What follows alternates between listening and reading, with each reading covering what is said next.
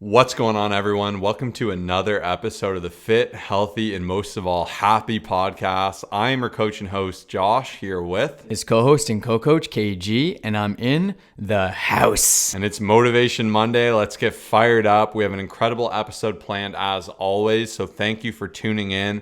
And we want to remind you that you're going to get the most from this podcast if you're listening every Monday and Thursday. Even if you see something in the title, you're like, I don't know if that pertains to me, I'd still highly recommend listening in because you can learn about unique angles or just components of your journey that you may not know will really contribute to you breaking through plateaus, seeing more results, having more knowledge. And we've said it before, knowledge is only power when applied. So the more you learn, the more, people always say the more you earn, but the more you'll earn muscle, fitness change, health. And even for me, I continue to learn and absorb information and listen to podcasts, read books, read articles myself. So shout out to you for being in here as my case in point. Continue to keep tuning in. And thank you so much to everyone who took the time and left reviews for our podcast. It means the world. And if you haven't done that already, it would really, really help us out if you could leave us a review on Spotify or iTunes. It'll help get the podcast out to more people, which will be absolutely fantastic. But without further ado, we're going to jump into it and switch it up. I'm going to start off with my quote because I absolutely loved it.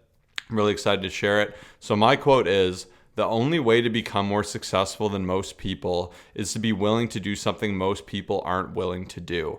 And I love this quote because if you think of an average physique, it's pretty easy to get an average physique. You need to do the average of some of the efforts of what people do. And then if you look at someone on the bottom end of the spectrum, someone who is like on TLC channel, seriously overweight, really struggling, you can compare them to like a David Goggins or an ultra marathoner, or someone who's like so far on the other side that it's like their entire obsession. And you'll end up in the middle if you do kind of those average things. But if you want to have a top tier physique, you need top tier level of action. And I think this is something people will gloss over and they'll just assume if they take the right supplements or do the right amount of curls that all these things will connect together. But that's not the reality at all. If you want a good physique, it will require the effort, the nutritional effort, the effort and consistency within your training, your planning, knowledge. All of these things will come together. So just know that average effort will equal average results. Exceptional effort will equal an exceptional physique. So you got to ask yourself, where are you being average in your journey? Where are you settling for less than you know you should be? And make sure your effort aligns with your aspirations. There's nothing wrong with having an average physique if that's where you're happy. If you're fit, you have a good level, you have good balance, you're in the gym, nutritionally you're happy, you feel healthy, that is amazing. As long as you're in line and you feel you've fulfilled what you're looking to do. But I know a lot of people want to look really good. They want to have amazing ability. They want to have a physique that's impressive when they go to the beach. And if you want that, it will take a little bit more effort and focus. The good news is, though, it seems like more and more people are just really becoming resistant to hard work. And it's the social media age where you could scroll all day, watch Netflix at night, never lift a hand, don't go to your kitchen when you can order your food. Like, there's so many things to make life so easy, but Kyle always says choose your hard, because living that life will probably be harder later in life with medical issues, finance issues, happiness issues. Whereas if you're in the gym, you're getting after it, you're eating healthy, you're feeling your best mentally, you're a really fun person to be around, you're motivated, you're reaching new levels, which is motivating you to do better in your career, your relationships. Like, that's just going to snowball so positively. So just know that by you getting in there, doing what some people would consider crazy,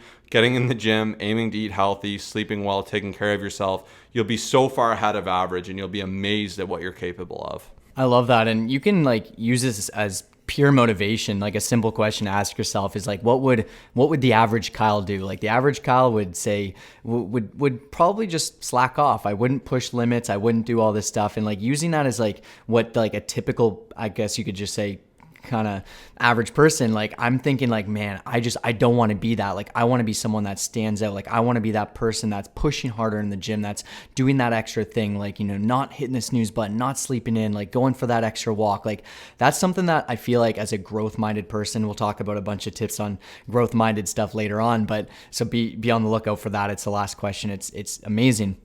But either way, just like, it's just such an amazing mindset. And, you know, a lot of our clients that get the best results, that have the best transformations, like they're thinking like, how do I get to that next level? Like, not just fill out the criteria and just meet the bare minimum and do like the basic stuff. Like, how do I push harder? And I just thought that was incredible. But jumping into my quote here for this week is, it's easy to spot a yellow car when you're always thinking of a yellow car. Easy to spot an opportunity when you're always thinking of an opportunity. easy to spot reasons to be mad when you're always thinking of being mad. You become what you consistently think about. Watch yourself. And I shared this a very long time ago, and it's something I always keep on the top of my head. But just whatever we fill our minds with and all that great stuff, like, it's just going to consistently show up. And I'm sure some of you have realized, like, if you ever, let's say you just buy a yellow car, you're thinking of buying a yellow car, you will notice it every single time that you're out there. And I've noticed this myself with different brands. Like, I'm just like, man, I didn't even realize like this type of car existed.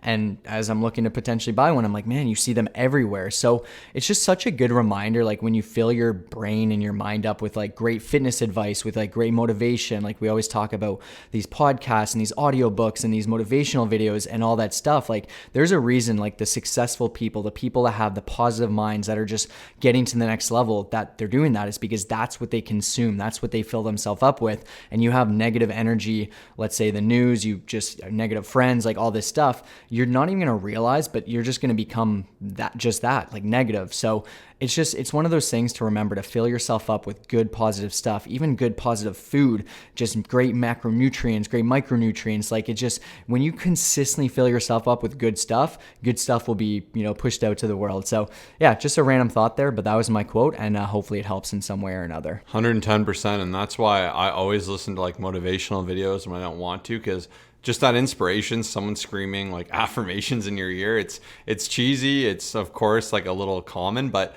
it works. It does the trick, and it keeps me motivated. And sometimes I'll be in a set and I'll be thinking about some guy screaming, you need to work hard, it's life or death. And even though it's not at all, it's a gym, kind of works for me, it motivates me. And maybe that doesn't motivate you. Maybe your motivation is learning and listening to these podcasts and getting more information from that. And even for me, that's a big thing, because when I listen to others or I see what others do, it motivates me, because I see how much you can be capable of. I learn new tips and tricks, and like, I'm always learning and absorbing things. Even in the gym, I'm always looking around to see what people are doing, why they're doing it. And even after 10 years, I still learn things. I still see things that intrigue me and things I want to try. Like, I've never done incline chest supported rows in cables. So it's hard because you got to be in the double cable and you have to have a bench. And I've done them on my back, but I've never done them with my stomach down, similar to how you would do like a supported row. And I was doing just chest flies with that. And the contraction's amazing because you're removing all the momentum.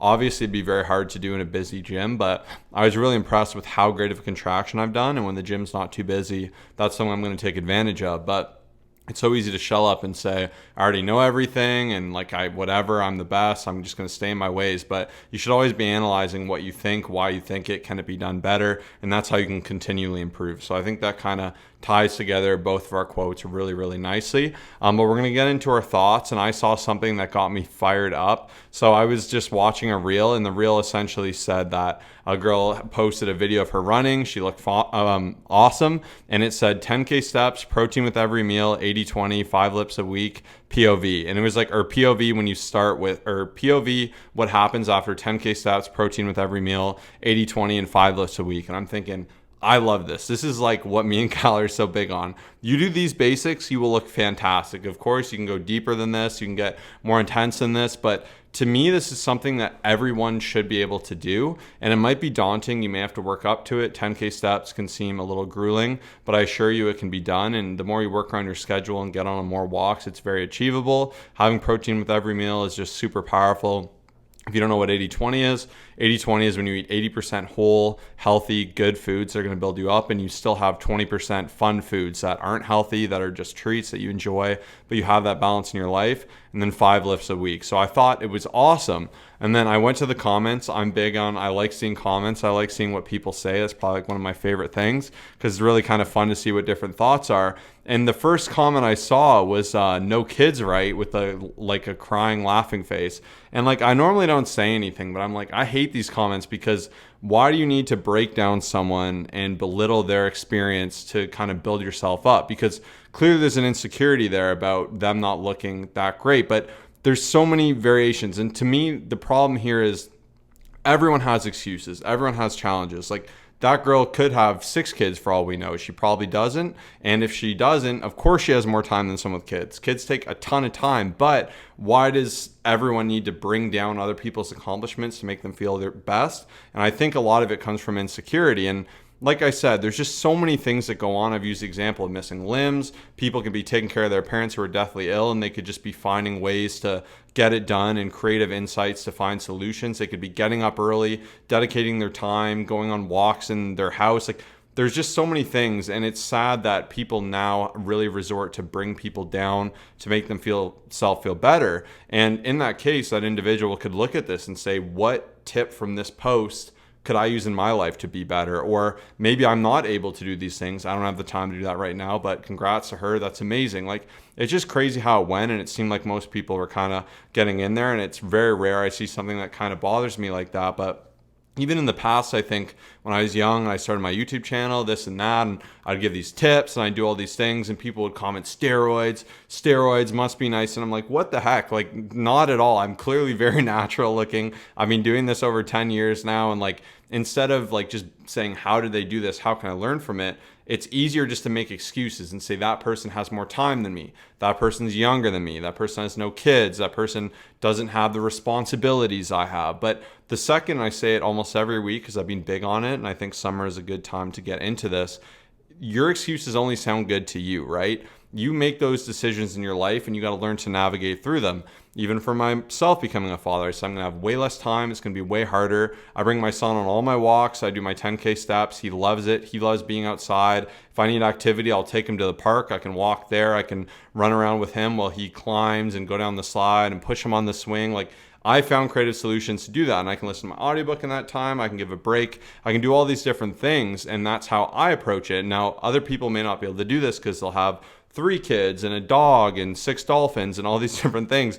But the truth is, you need to look at your situation, say, what are my aspirations? What are my goals? And what can I do with it? And instead of like scrolling, and it's so easy to say, I have no time, but we're also referring to someone who, this individual, like, not to break down on them or anything here, but they were posting a ton of content every day. They're very clearly trying to be an influencer. They look great themselves, so I don't know why they needed to bring down that person to try and illuminate their situation of having less time. But it's like, you have enough time to scroll through these reels, comment on them, and do these things. Like, we need to be honest with ourselves. And there's an exercise too. If you truly believe you have no time, Kyle's done it before. It's a fantastic exercise. Literally time document your entire day. So if you wake up at 6:30, say 6:30 to 6:35, waking up, getting out of bed, and then 6:35 to 7 for some people will be on your phone, and then 7 to 7:20 shower. And then you'd be amazed if you actually look at where your time goes in that day. How long are you on your phone? How long you're watching Netflix? How long are you doing things that aren't productive to yourself? Like, you would be honestly astonished by how much you could do. And instead of looking for these excuses, what are solutions? Like, if you're a truck driver and you go, okay, well, I'd love to be fit, but I can't do anything. You could do so much learning and listen to books and use that time. And on your breaks, you could find a way to do quick little HIIT workouts to make sure you're staying active and feeling your best. Like, there's always things you could do. You could pick healthy foods instead of unhealthy foods. And I can go on about this forever, but I think it's really important you don't chop down people's accomplishments to build yourself up. Instead, say, how can I take what they did, be proud of them, and use it in my own situation? And you very well may have it worse. You may have more time. Being a mother, I couldn't imagine. I would not volunteer for that because so much goes on. Your entire anatomy is changing. You have such a chemical bond to your child. You have so much responsibility. There's so much change. You can get morning, like all these things, but the reality is the reality, and we need to learn to work with these situations. When I needed my surgery, it sucked, and I could cry about it and say, this sucks, I can't do anything. But instead, I'm like, how can I be better through this? What can I do? What can I do? What am I going to do different? How am I going to approach my nutrition? What's my recovery plan going to be? So look for those positive outcomes. I know I went off, but I really, really do believe in this. And it's just so much more freeing when you take control of your own thing.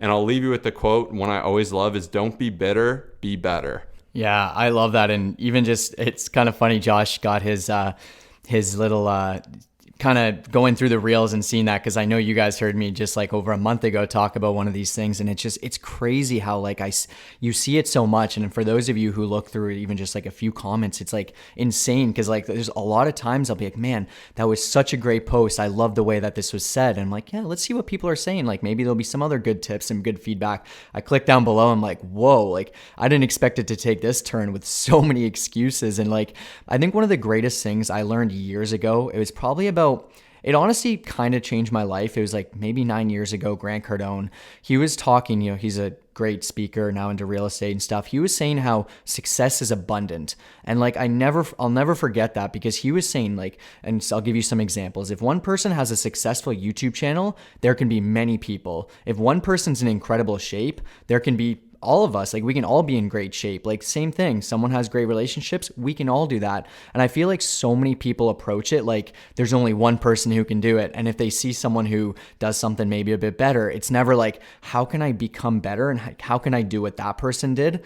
It's always, well, let's put them down. Let's leave a comment. Let's, maybe say that they're on steroids, or they have more time, or they had been dealt better cards. Like, it's wild. It's a crazy world we're in. But like, for me, I always look, when I see someone who has something better than me, or just whatever, they're, even just a nicer six pack, I'm sitting there, I'm like, not like, man, this guy's on juice. It's like, what is this guy doing? Like, what are his workouts like? This is awesome. And when you switch that mindset, you become a completely different person. You absolutely transform. You look for the positive. When you see someone out there, like, I hear so much negativity, and I wish it would change, but I know Josh popped off there, so that's all I have to say. Yeah. Even one thing to add, like, mindset is everything. And I want to give a special shout out to my client, Dave. He had a lot going on. He got a new job. He had all these exciting developments. He was having his first son. He said, I'm ready for coaching. I need this accountability. And what I love is he listens to the podcast. I know he'll listen to this. And oftentimes, even his check-in, he'll say, yeah, I only got four out of my 5 workouts,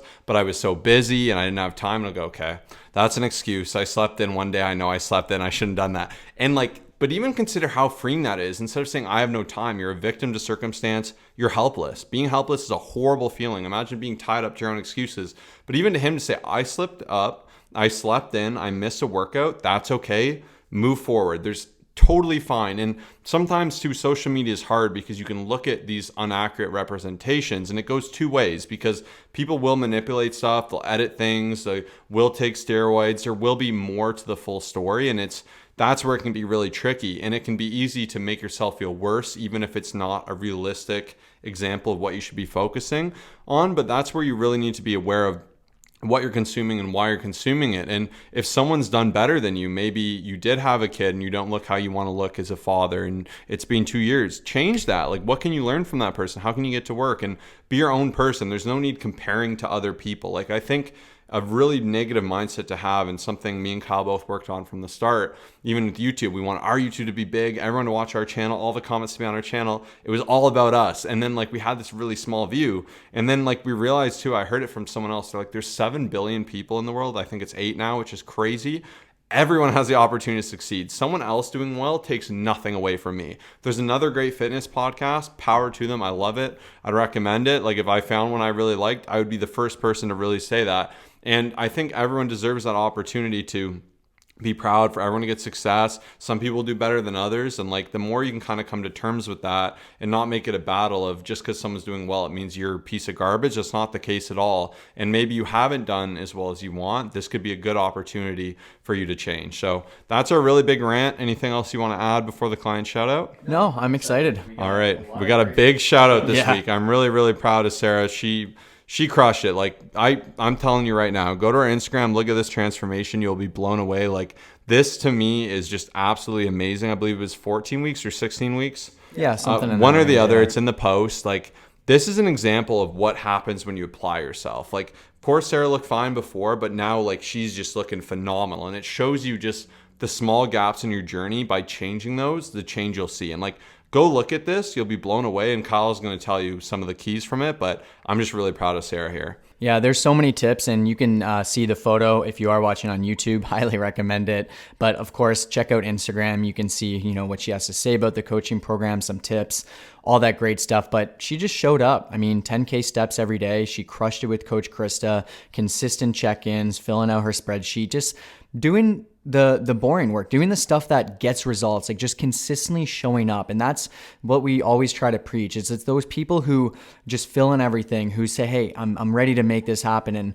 just show up. And it's absolutely phenomenal. Even just her squat improved, her deadlift. She hit some new personal records. She dropped over 10 pounds of fat. The measurements are there. So huge shout out to Sarah. And honestly, if you are looking to take it to the next level, make no excuses. And once again, there will be obstacles. There will be things that pop up. Like, we don't want to say that, but it's just when people make full on, like, that's it, like, just a million excuses, it gets challenging because we know every single person has so much potential, and it's so hard to see someone who has that potential who just discredits themselves, who has that negative energy, who doesn't like show up for themselves the way that they can. And that's why having accountability, having an actual proper approach, like all this stuff will help you so much. But right now we are looking for 3 people who are looking to just get a tight tummy, keep the tight tummy, and just feel absolutely better, have confidence, have better self-esteem, fit into their old clothes that they want to fit in, and just do some incredible things over the next 90 days. If you are looking to apply, we do have 3 to 4 discounted spots. Send us a message with the keyword tight tummy to our Instagram at colossusfit, and we will do just that. Help you with the framework, just help you know exactly what to do. And we can't wait to hear from you awesome people on this beautiful Monday. Absolutely. This is your chance. We look forward to helping people that want to get after it. And if you have a desire to change, you're serious about putting on the work, we will accept you in here. We'll guarantee your results, and we'll see you through that transformation. It's just up to you to make that investment in yourself, to make that leap, to reach out. This isn't a free program, but it's also not a super expensive program. We make sure our prices are very competitive because I believe every person deserves to be fit, healthy, and happy. And this is a surefire way to get through it. And like I said, when you feel your best, it's just amazing how far that goes. Mentally, you feel better. You have more hope, more excitement. Like, it can be an amazing thing to have that opportunity to really lean into your fitness, to realize your full potential. Even look at Sarah's transformation, like to have that change, just imagine how much different you'd feel, the energy you'd have, the confidence you'd gain, and why not? This is your chance to do it. Once again, you can go ahead and DM us tight tummy on Instagram to @colossusfit, COLOSSUSFIT. Now we're going to get into our mailbag where we answer your questions, and we have some fun ones, and we're going to kick it off with numero uno, which is, are there downsides to skipping breakfast? I find I'm not too hungry in the morning. Yeah, great question. This is a very personal one. And honestly, I look at the entire day as like a total approach. So you have a certain amount of protein, you have a budget essentially, right? For the entire day, a certain amount of calories. And the truth is, to simplify it, how you use that budget, those calories, is going to be up to you. Now, the thing to consider is how challenging it can become based off of what you do. Like, for some people, having a huge breakfast can be very tough because then the rest of their day, they have less calories to spend. For some people who skip it in the morning, it may also be challenging because the rest of the day is hectic. They may not be able to hit their protein. It's harder to spend those calories. So I'd really take a 360 look and sit down and be like, okay, what's my day like? How can I fit this nutrition in? How can I hit my protein? How can I hit my calories? And see what works best for you. Like, there's multiple times I'm personally not hungry in the morning. I don't know. It is what it is. And I still try to get a good nutritious breakfast in with 30 to 45 grams of protein, a little bit of carbs from fruit, and a couple other healthy options. And I find that that's beneficial because I'm starting my day right. It helps me just throughout the day in terms of just feeling a bit fuller through my workout, which is at 9:30 a.m. So when I sit down and I could skip breakfast, I find it's not as beneficial just based off of how my entire day is planned, hitting my protein, spreading that out, and all that great stuff. But I would say there's no true downsides if you're like, hey, I can hit my protein at lunch. I've got a bigger lunch planned. Dinner's going to be like this. And you have the kind of allocations for it, and you have that thought process. I think where a lot of people struggle with skipping is that they end up making very bad decisions later on. They're constantly ravenous. Like, I know some people who will just kind of not really eat as much, and then throughout the day, I'm like, man, I'm so hungry, I need something, and just grab whatever, and just it's always on the top of their head. So moral of the story is, to me, there's no right answer. It's just more of a personal thing, what works best for you. And at the end of the day, if you can check your MyFitnessPal and say, okay, I've hit all my protein, I've hit my calories, I feel good, then that's awesome. Power to you. But that's my final answer, and hopefully that helps. I wholeheartedly agree there. I think experimentation is your best friend. For a while, breakfast was like the creme de la creme. You need a healthy breakfast. You need it. It's the best thing for you. And people kind of went away from that. And then there was a big intermittent fasting push. It's like, why eat first thing? And it really depends on who you are. I've tried both because I think, what do you lose from trying both? When I don't have breakfast, I train at 9:30. I get lightheaded. My lifts suck. I have no energy. I can't get pumps. I feel like garbage. That's me. I know a lot of people that don't eat till 12 and they feel amazing. They do their lift. It's absolutely incredible. But that's where you got to find out for you. Where do you feel best? How does it all work together? For me, I don't mind. I do about a breakfast, a lunch. I'll do like a midday snack, dinner, and then that's it. And that's where I personally feel the best. Some people like 6 meals. Some people like 2 meals, 1 meals. Experimentation is your best friend. You can't lose by experimenting. Can't go wrong by experimenting. So go ahead, do that, and see what feels best. Now into our second question. I've heard people talk about diet breaks. When are they useful and who should use them? Ooh, diet breaks is the big sexy word because a break from a diet is always good. So how does that work, Kyle? So it's funny because all these buzzwords are thrown out. There's reverse diets, there's diet breaks, there's carb refeeds. Like there's all these, kind of fancy terms that it's just are thrown around a lot. So essentially a diet break, it can work in different ways, but essentially let's say you have a certain amount of time that you're dieting, you take some sort of breaks, and the breaks can be different. It could be 1 week on, 1 week off, where like you're in a big deficit, 1 week you're at maintenance, then deficit, then maintenance. I know some people will do, let's say 28 weeks total, where it's 2 weeks on in a nice deficit, 2 weeks maintenance, 2 weeks deficit, 2 weeks maintenance. So there's really no, right answer, similar to kind of what we were saying before for the first question. But I think where a lot of people struggle is that they hear all these terms and like they kind of just constantly think that they need it. For example, like reverse diet. Someone's dieting for a few weeks, they get hungry a little bit and they're like, I need to reverse diet. And I'd say for most people like Gen Pop, like just sticking to a solid term, let's say a 12-week cut. Okay, we're going to lose 15 to 20 pounds. And then after that, we're going to focus on what's next versus just like the, consistent, here's a break, here's a diet phase, here's a break. Like to me, I don't love these things as much because it just kind of gets a little bit more confusing than it has to. And I'd rather just stay super consistent and dedicated for that certain amount of time. However, there has been some research that, doing stuff like this does improve adherence. There's some psychological benefits, obviously, just due to, a little bit less stress, all that other stuff. And they can be used as well. But I would say for the most part, for Gen Pop, like 90+% of people, it's better to just fill out that term, do what you need to do, and then kind of just jump into it afterwards. But that's just something that I wanted to mention. We don't personally exactly use them. And one last thing I wanted to say is like a lot of times diet breaks, essentially carb refeeds, all these things are integrated based off of just people's lifestyles. If someone's going away for a week, if there's different festivities, like I'd say most people, like unless someone's competing, it's a very different story. But most times these things are kind of just added in, these unload weeks, like all these other things. So it's not as interesting to and important to add in, but that's my answer there. And I'm sure Josh has a lot to say as well. Yeah, when science came out for these, it was shown that you could take this, you'd actually see better results, and you'd be able to have a lot of break from dieting. Now there's new showing that it's very similar to people who actually adhere to not having them, and you can actually get your diet done faster. So it's one of those things where new science, like what's hard is people will see science and they'll take it as fact. Like that's what you need to do for the rest of your life. And it's funny because I mentioned this before, but there's a lot of science that you didn't need volume for training and that you shouldn't overtrain and it's horrible for you. It's going to kill you. You're going to lose all your testosterone, this and that. And like I continued to train pretty high volume because I knew personally I saw the results from it. And that's where science is tough. And now science come full circle and like everyone's like more volume the better. Be in there as long as you can, as intense as you can.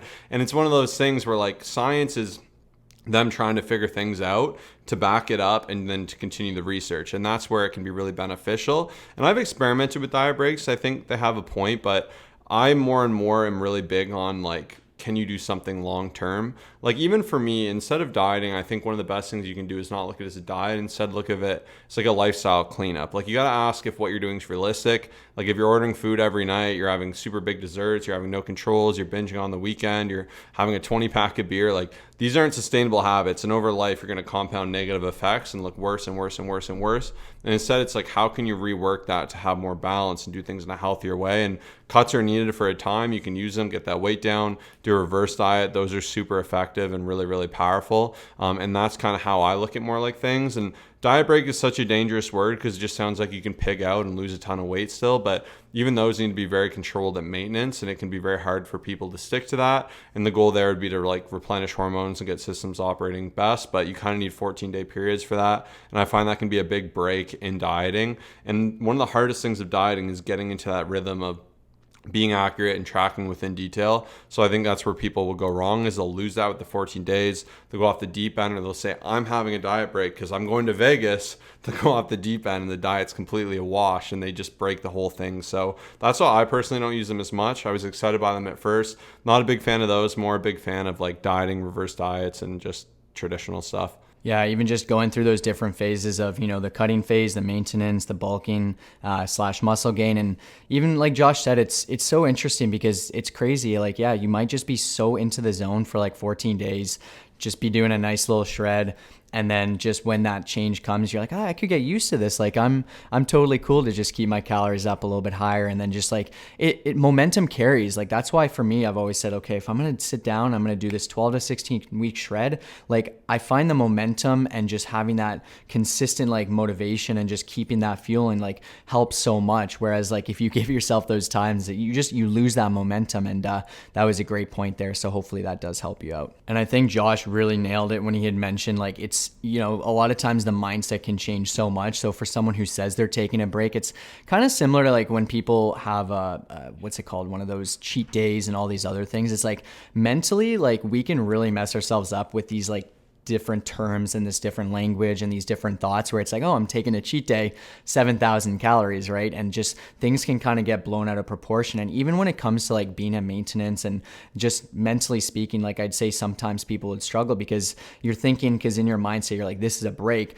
I'm just going to increase my calories a ton because I'm taking a break. Whereas like when a competitor is doing something and they have a goal and they're stepping on stage, like it's very different because they have that end goal. Whereas sometimes just like when we give these terms and these different thought processes with kind of Gen Pop people, they'll run with it. They're just like, I'm just going to utilize this to the advantage. They gain 5 pounds from those 2 weeks. And then it's like, well, we're back to square one. Like we just defeated the purpose of those first few weeks of dieting. So anyways, that's all I had to say there. Hopefully that helps and makes sense to some of you as well.